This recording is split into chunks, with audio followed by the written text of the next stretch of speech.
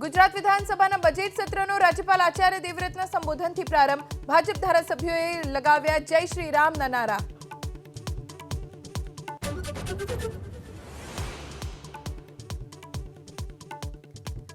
મોરબીમાં ગેરકાયદે બાંધકામો પર ફરી વળ્યું બુલડોઝર. સોરડી વિસ્તારમાં હટાવાયા દબાણો તો નવસારીમાં શાંતાદેવી રોડ પરથી લારી ગલ્લાના દબાણો દૂર કરવાની કામગીરી. રાજકોટના ભાવદરના પીઆઈ બીડી મજેઠિયા સસ્પેન્ડ. કેરાળામાંથી ઝડપાયેલા દારૂના કેસને લઈને ફરજમાં બેદરકારી બદલ કાર્યવાહી.